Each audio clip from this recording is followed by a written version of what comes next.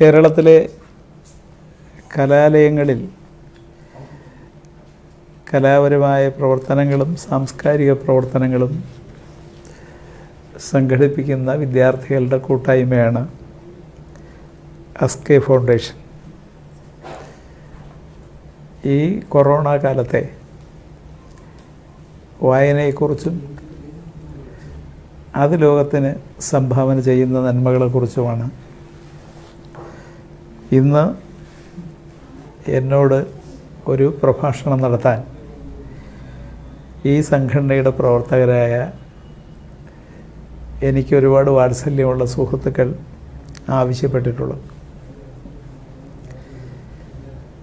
ലോകത്ത് മോശമായ ഒരു കാലം നമ്മുടെ മുമ്പിൽ സംജാതമാകുമ്പോൾ നമുക്ക് കിട്ടുന്ന വിശ്രമ സമയത്ത് നല്ല പുസ്തകങ്ങൾ വായിച്ച് നല്ല ആശയങ്ങൾ സ്വീകരിച്ച് അത് മനസ്സിൽ സൂക്ഷിച്ച് ഭാവി ലോകം നല്ലതാക്കാൻ വേണ്ടിയുള്ള പ്രവർത്തനങ്ങളിൽ നമുക്ക് നമ്മളെ സമർപ്പിക്കാൻ കഴിയും ആ പുസ്തകങ്ങൾ നൽകുന്ന അറിവുകളിലൂടെ. തീർച്ചയായിട്ടും വായന എന്ന് പറയുന്നത് ഏറ്റവും നല്ല കാലത്ത് ആവശ്യമുള്ള ഒരു കാര്യത്തിനപ്പുറം നാളെ ലോകം നന്നാക്കാനുള്ള ചില ആശയങ്ങൾ അക്ഷരങ്ങൾ കൊണ്ട് പുസ്തകങ്ങളിൽ സ്വരൂപിച്ച് സൂക്ഷിച്ചിരിക്കുന്നത് നമ്മൾ വായിച്ചുൾക്കൊള്ളുക എന്നതാണ്. അതുകൊണ്ടാണ് ക്രിസോസ്റ്റം തിരുമേനി ഒരിക്കൽ പറഞ്ഞത്, ബൈബിൾ വായിക്കാനുള്ളതല്ല, അത് ഉൾക്കൊള്ളാനുള്ളതാണ്. മറിച്ച് ചില പത്രങ്ങൾ വായിക്കാനുള്ളതാണ്, അതിൽ നിന്ന് പലതും ഉൾക്കൊള്ളാൻ പറ്റുകയില്ല. അതുകൊണ്ടത് വായിച്ച് വർത്തമാനകാല അറിവുകൾ മനസ്സിൽ സ്വീകരിക്കാൻ കഴിയും. എന്നാൽ മഹത്തായ പുസ്തകങ്ങളിൽ നിറച്ചു വച്ചിരിക്കുന്ന ആശയങ്ങൾ വായിച്ച് കളയാനല്ല, അത് ഉൾക്കൊണ്ട് നമ്മുടെ ജീവിതത്തിലും അതുവഴി സാമൂഹ്യ ജീവിതത്തിലും പകർത്തി സൂക്ഷിച്ച് ഭാവിയെ കുറ്റമറ്റതാക്കാനാണ്, ലോകത്തെ ഐശ്വര്യപൂർണ്ണമാക്കാനാണ്. അത്തരം വായനയുടെ ഒരു കാലമായി ഈ കൊറോണ കാലത്തെ നമ്മുടെ വീട്ടിലിരിക്കുന്ന സമയത്തെയും നമ്മൾ മറ്റൊന്നും ചെയ്യാനില്ലാതെ കഴിയുന്ന സമയത്തെയും നമുക്ക് സമർത്ഥമായും സാർത്ഥകമായും ഉപയോഗിക്കാൻ കഴിയും. തീർച്ചയായിട്ടും അങ്ങനെ ഉപയോഗിക്കണമെന്ന് വിദ്യാർത്ഥികളോടും യൗവനങ്ങളോടും പ്രത്യേകമായി ഞാൻ അഭ്യർത്ഥിക്കുക കൂടി ചെയ്യുന്നു. വായിക്കുമ്പോൾ ചില കാര്യങ്ങൾ ശ്രദ്ധിക്കണമെന്ന് എല്ലാവരും പറയാറുണ്ട്.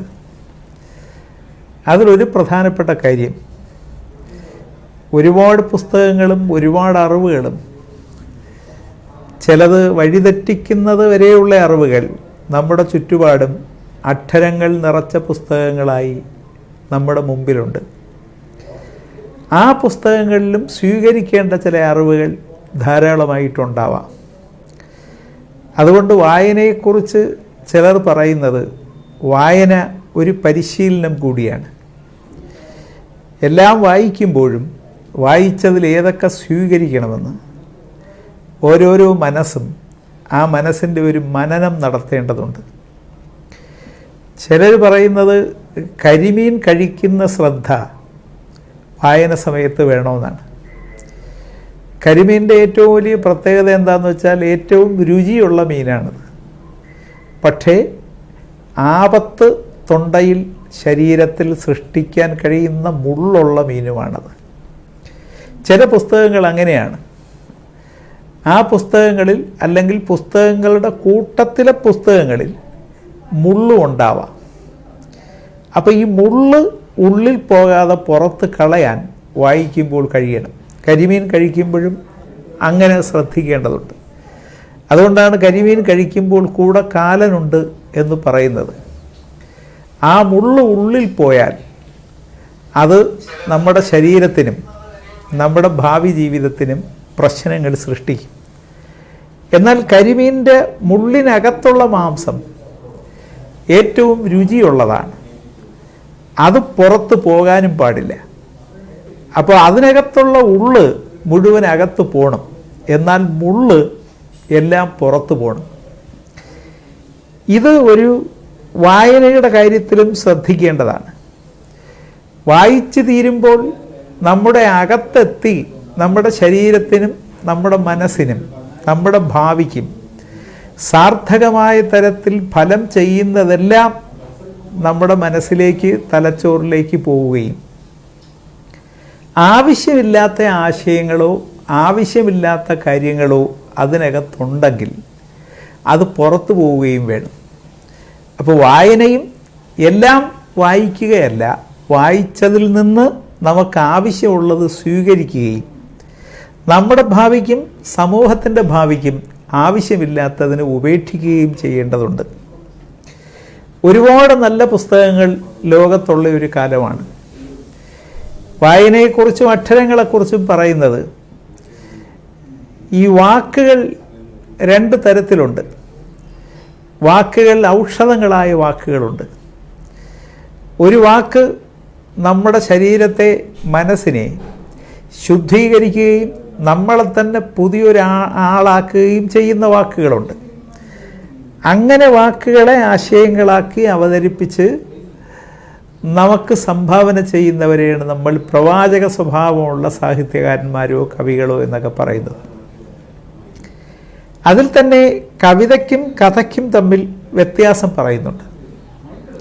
കവിത മിക്കവാറും ഔഷധമായിരിക്കും, കഥ മിക്കവാറും ആഹാരമായിരിക്കും. ഈ വാക്കുകൾ കൊണ്ട് മനസ്സിനെ തൃപ്തിപ്പെടുത്തുന്നവണ്ണം സദ്യ ഒരുക്കുന്നവർ, അത് മിക്കവാറും മഹത്തായ സദ്യകൾ ഒരുക്കിത്തരുന്നവർ പദ്യത്തിലാണ്. എന്നാൽ ഗദ്യത്തിലും സദ്യ ഒരുക്കി തരുന്നവരുണ്ട്. ഈ ഗദ്യത്തിൽ സദ്യ ഒരുക്കി തരുന്ന ചില നോവലുകളാണ്, അല്ലെങ്കിൽ കഥകളാണ്, അല്ലെങ്കിൽ സാഹിത്യ സൃഷ്ടികളാണ്. മഹാകവിതയോടൊപ്പം തന്നെ മഹത്തായ സൃഷ്ടികളെന്ന് പറയുന്നത്. എന്തായിരുന്നാലും മഹത്തായ ആശയങ്ങൾ വാക്കുകൾ കൊണ്ട് അടുക്കി അവതരിപ്പിച്ച് നമ്മുടെ മുമ്പിൽ സമർപ്പിക്കുന്ന പോയ കാലത്തെയും പിന്നുള്ള കാലത്തെയും എല്ലാവരും ഒരർത്ഥത്തിൽ നമ്മളെ ചികിത്സിച്ച, നമ്മളെ പലതരത്തിൽ ചികിത്സിച്ച് ഭേദമാക്കിയ ആധുനിക അല്ലെങ്കിൽ പോയകാല ഫിഷഗ്വരന്മാർ കൂടിയാണ്. അവർ അത്തരം കൃത്യങ്ങൾ നിർവഹിച്ചത് വാക്കുകൾ കൊണ്ടാണ്. പ്രത്യേക തരത്തിൽ വാക്കുകളെ രൂപപ്പെടുത്തിയും അത് ആസ്വാദ്യകരമായ തരത്തിൽ അടുക്കിയും അതിലാശയങ്ങൾ നിറച്ചും അതിനെ ഏറ്റവും മഹത്തായ തരത്തിൽ ലോകത്തിൻ്റെ മുമ്പിൽ അവതരിപ്പിച്ചവരാണ്.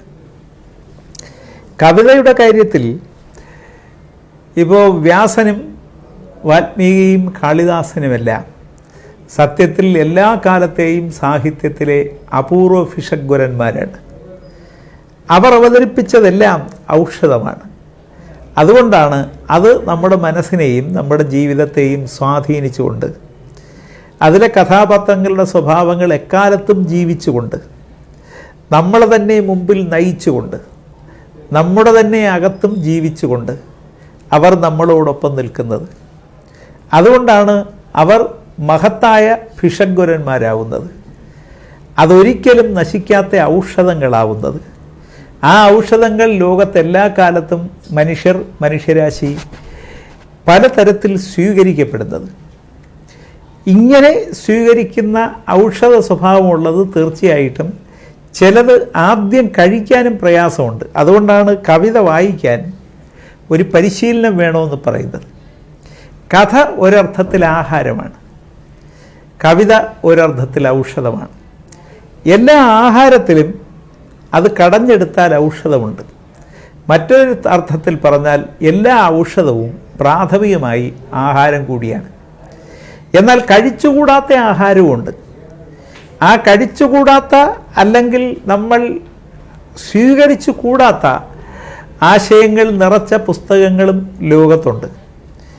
എന്നാൽ മിക്കവാറും എല്ലാ വാക്കുകൾ കൊണ്ടും സൃഷ്ടിക്കപ്പെട്ട പദ്യങ്ങളെല്ലാം മിക്കവാറും ആഹാരമാണ്. ആഹാരത്തിൻ്റെ ഒരു പ്രത്യേകത, ആഹാരം മിക്കവാറും എല്ലാം വയറിനുള്ളതാണ്.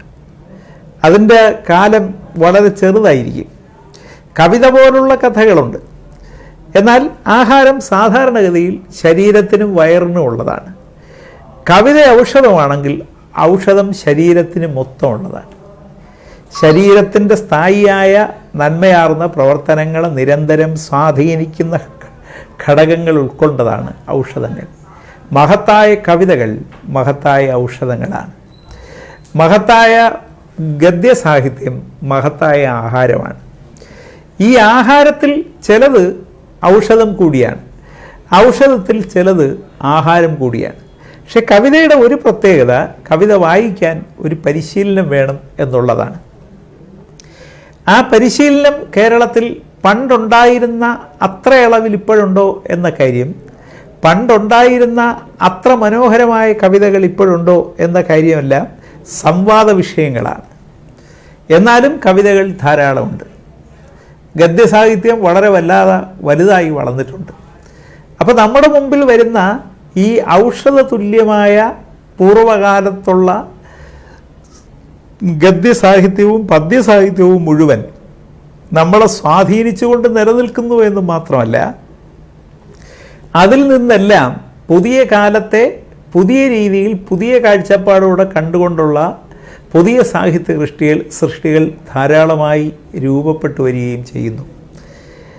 അതുകൊണ്ടാണ് കാളിദാസനും വ്യാസനും വാൽമീകിയൊന്നും എല്ലാ കാലത്തും ജീവിക്കുക മാത്രമല്ല, അവരുടെ ജീവിതത്തിൽ നിന്ന് അവർ സമർപ്പിക്കപ്പെട്ട, അവർ സൃഷ്ടിച്ച് നമ്മുടെ മുമ്പിൽ അവതരിപ്പിക്കപ്പെട്ടതിൽ നിന്ന് പുതിയത് ഓരോ കാലത്തിൻ്റെയും പ്രത്യേകതയനുസരിച്ച് രൂപപ്പെട്ടു വരികയും ചെയ്യുന്നത്. ഈ കവിത ഒരു പ്രത്യേകത എന്താണെന്ന് വെച്ചാൽ, കവിത വായിക്കണമെങ്കിൽ ആഹാരം കഴിക്കുന്ന ശീലം പോരാ, മരുന്ന് കഴിക്കുന്ന ശീലം പോലൊരു ശീലം വേണം. മരുന്ന് കഴിക്കുമ്പോൾ ഒരു പഥ്യം വേണ്ടതുപോലെ, അല്ലെങ്കിൽ മരുന്നിന് സാധാരണ ആഹാരത്തിൻ്റെ രുചിയില്ലാത്തതുകൊണ്ട് കഴിക്കുന്ന സമയത്തൊരു വിഷമമുള്ളതുപോലെ, ആഹാരം കഴിക്കാൻ, കഥകൾ വായിക്കാൻ ഒരുപാട് രുചിയുണ്ടാവും. പക്ഷേ പദ്യം അങ്ങനെയല്ല. അത് പരിശീലനം കിട്ടി വായിച്ചാലുള്ളൊരു ഗുണം എന്താണെന്ന് വെച്ചാൽ, ഉള്ളിലകപ്പെട്ടാലുള്ളൊരു ഗുണം മരുന്ന് പോലാണ്. അത് ശരീരത്തിനകത്ത് സ്വാധീനം ചെലുത്തിക്കൊണ്ടേയിരിക്കും. അതിൻ്റെ വരികൾ നമ്മുടെ മനസ്സിൽ നമുക്ക് കാണാതെ പറയാൻ പാകത്തിൽ പറഞ്ഞ് അതിൻ്റെ അർത്ഥം വിപുലമാകുന്ന തരത്തിൽ, വളരുന്ന തരത്തിൽ അത് നമ്മളെ സ്വാധീനിച്ചു കൊണ്ടേയിരിക്കും. അതുകൊണ്ട് കവിത കൂടുതൽ വായിക്കുക എന്നതും ഒപ്പം കഥകളും കൂടുതൽ വായിക്കുക എന്നതും, വായിച്ച് വളരുക എന്ന് കുഞ്ഞുണ്ണി മാസ്റ്റർ പറഞ്ഞതുപോലെ വളരുക എന്ന് പറയുന്നത് തടി കൂടുക എന്നല്ല, അല്ലെങ്കിൽ പൊക്കം കൂടുക എന്നല്ല. സമൂഹത്തിൻ്റെ ചുറ്റുപാടുകളുമായി, സമൂഹത്തിൻ്റെ ഭാവിയുമായി ബന്ധപ്പെട്ട് ചില പ്രവർത്തനങ്ങൾ, പുത്തൻ ആശയങ്ങൾ സംഭാവന ചെയ്യാൻ പറ്റിയ തരത്തിൽ വളരുക എന്നാണ്. നമ്മുടെ സാഹിത്യ ലോകത്ത് തീർച്ചയായിട്ടും അപൂർവങ്ങളായ ഒരുപാട് കവിതകളും ഒരുപാട് കഥകളും ഒരുപാട് പുസ്തകങ്ങളും ഉണ്ടായി വന്ന ഒരു കാലമാണ് പുതിയ കാലം.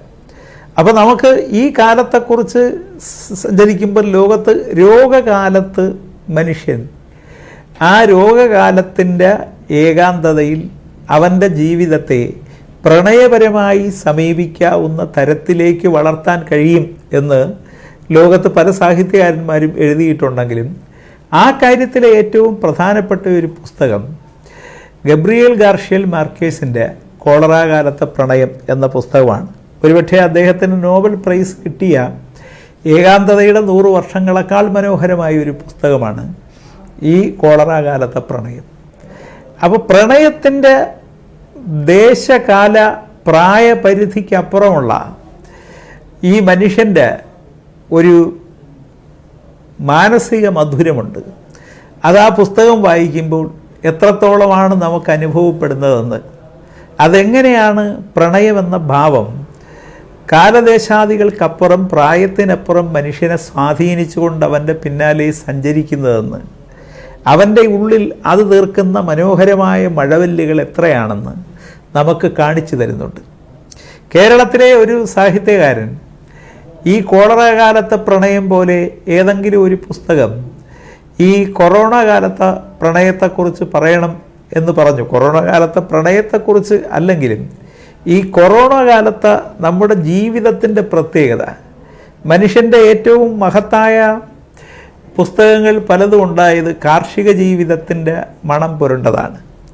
ഫ്യൂഡൽ കാലഘട്ടത്തിൻ്റെ ആവശ്യങ്ങളും അന്നത്തെ സന്നിഗ്ധതയും അന്നത്തെ ജീവിതവും അതിൻ്റെ വേദനയും അതിൻ്റെ സങ്കടങ്ങളും പ്രതിഫലിപ്പിക്കുകയായിരുന്നു ലോകത്തിലെ ഏറ്റവും മഹത്തായ ഒരുപാട് കൃതികൾ ചെയ്തത്.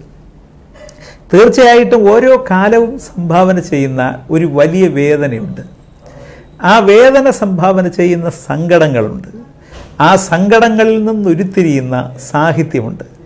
ഒരുപക്ഷെ ആ കാലം ചരിത്രത്തിന് മാച്ചു കളയാൻ കഴിഞ്ഞാലും ആ കാലത്തെ ഈ വേദനയും സങ്കടങ്ങളും അതുമായി ബന്ധപ്പെട്ട കാര്യങ്ങളും നമ്മുടെ മനസ്സിൽ സൃഷ്ടിക്കുന്ന ചിലത് ആ കാലത്ത് ജീവിച്ച സാധാരണക്കാരായ മനുഷ്യൻ്റെ ജീവിത സഞ്ചാരത്തിലൂടെ സങ്കടങ്ങളിലൂടെ ഒരു സാഹിത്യ രൂപമായി, ഒരു മഹാകാവ്യമായോ ഒരു മഹാകഥയായോ നമ്മുടെ മുമ്പിൽ അവതരിപ്പിക്കുമ്പോൾ അത് കാലത്തെ അതിജീവിക്കുന്നതാണ്. ചരിത്രത്തിനും കഥയ്ക്കും അല്ലെങ്കിൽ സാഹിത്യത്തിനുള്ള ഏറ്റവും വലിയ പ്രത്യേകത, ചരിത്രം നമ്മൾ പഠിക്കുന്നത് മിക്കവാറും പരീക്ഷയ്ക്ക് വേണ്ടിയോ അല്ലെങ്കിൽ ചില കാലങ്ങളെ നമ്മൾ ഓർമ്മിപ്പിക്കാനുമാണ്.